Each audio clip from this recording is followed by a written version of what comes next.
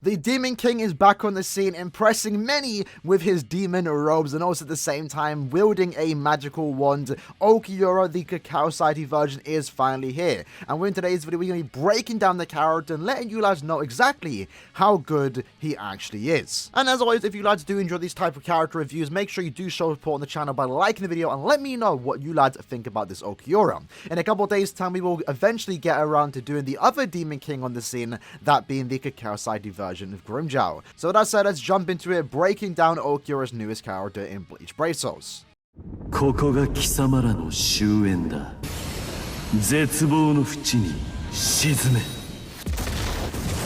So Ulquiorra is a mind Aranka slash Espada with the Espada kill ability. So once more we are getting even more support for the Espada weaker guild quest, and you will definitely see that with the character's skills. So looking at his base skills, he does have the following set of skills: Berserker plus 30%, Bruiser plus 20%, Debilitator for 2 extra seconds, Flurry plus 1, Killer Effect plus 30%, 50% in guild quests, Poise, range damage plus 10%, 30% in guild quests, and also most importantly, the status Omen attack boost plus 80%. And then if we look at his innate skills, he does come with weakened duration minus 100%, sprinter plus 1, and also 20% extra damage to drained enemies. And with all these skills combined, we have a very solid NAD character. As you can see here, the 40% bruiser, a tad bit on the lower side, is made up with all the other skills that he does have. The extra killer effect damage is going to be great in co-op content when you are going against the Espada bosses, but most importantly, it's going to be very, very good in guild quests where it's been increased to 50%. And the same thing can be said for the range damage. The 10% extra range damage, while not the most damage increase, is still nice to have because it is added on top of the damage that he will be doing,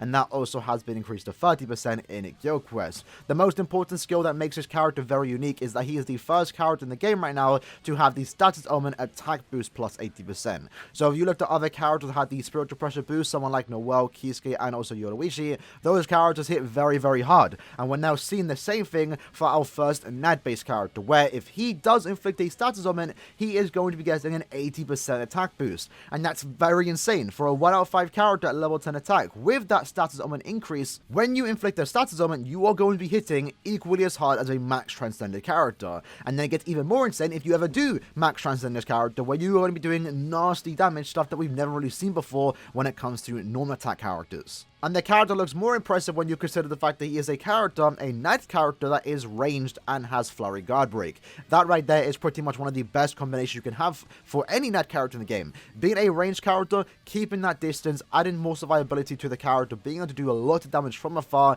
is really powerful. It's one of the main reasons why someone like Rukia, for example, Tokinada, Misaki, and also Jusho have been hyped up, and the reason why they're so sought after is because ranged Flurry Guard Break is just that OP. And then it gets even better because the character does come with Drain, allowing him to auto harder content, allowing him to always have that passive way of healing his stamina back up to full HP. And it's very unfortunate, as me making this video right now, the enemies in Inheritance Trials, one of the harder pieces of content in the game, are actually immune to Drain, therefore meaning that we can't really test how powerful this character can be because he can't inflict stats once, he can't get his attack boost, and therefore he cannot heal. But for other pieces of content where we did test out this character, he performed really, really well. So let's talk about it. So firstly, let's talk about Guild Quest, the mode this character was designed for.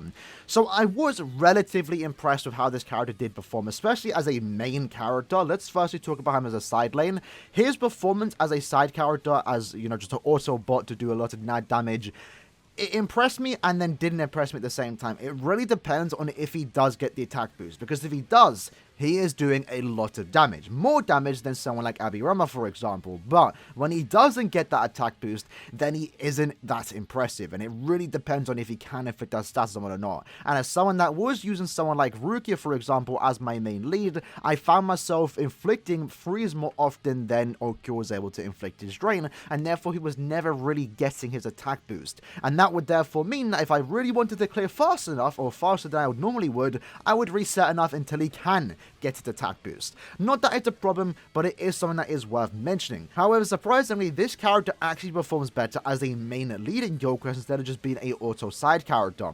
As a main character, it's a lot easier to inflict stat summons because you are naturally using your strong attacks when you're supposed to, and at the same time you can use your soul bomb, taking full advantage of that debuff soul bomb, because when you do use your soul bomb, it will lower the enemy's defense by 80% inflicting drain and therefore allowing you to get the attack boost and also heal back up to full HP.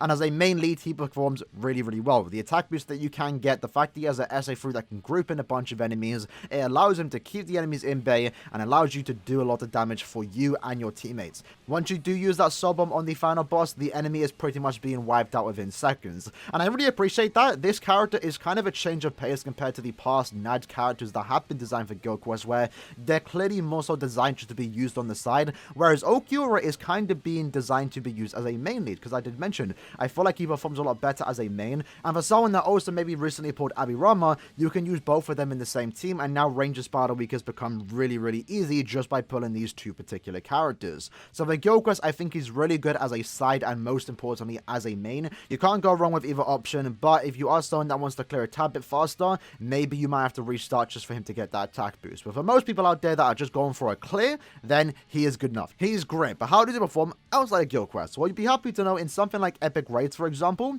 he also performs really, really well. Of course he does. He is a normal attack character with a very high damage output, and most importantly, the soul bomb debuff effect. The debuff effect is by far one of the more powerful effects to have in Epic Raids to make sure your team can clear very, very fast. And if you have a team of a bunch of Ulquiorras, or even just 3 Ulquiorras, an Ulquiorra for each phase, you can just use a soul bomb, lower the defense, and boom, you're clearing Epic Raids in like less than 20 or so seconds. I did very fast runs with my guildmates, clearing in like under 7 or so seconds, and with randoms in public lobbies, we were also getting a 20-second clear time, which is something that not a lot of new characters can actually do. So for Ulquiorra for Epic Raids, he's definitely one of the better options to use. Even when he's not a bonus, having just one ult to lower the defense is something that you might want to do, because he just allows your team to do insane damage, and he himself is also doing insane damage.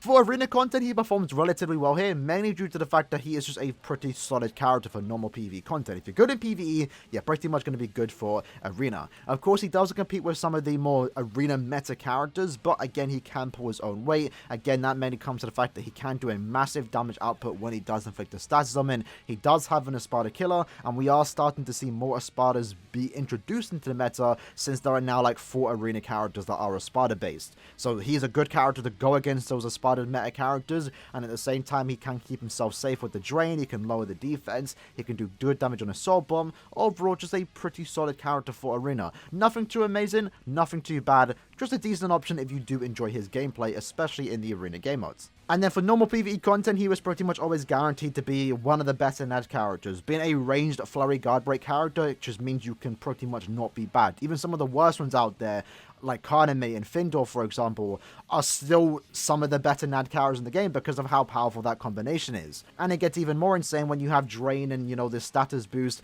which is going to be definitely appreciated once we can officially use him properly in some of the hard content like Inheritance Trials.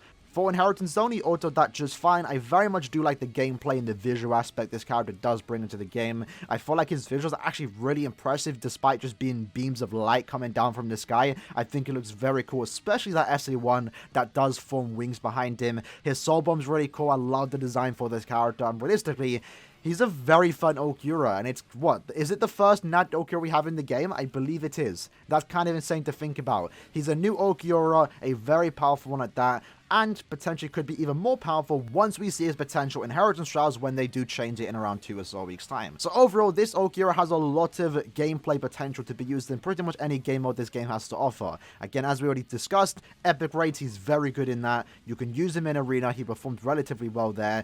Guild Quest, the game mode he was designed for, he's very good as a main character or a side character. IZ, he's a great auto character, and for IT, that has yet to be seen, but I'm pretty sure he's also going to perform relatively well there too. So with that said, lads, that was the gameplay breakdown for the Ulquiorra, the review of Ulquiorra. Again, once more in the comments below, let me know what you lads think of this character, and I'll see you lads later for another video today. With that said, take care and peace out.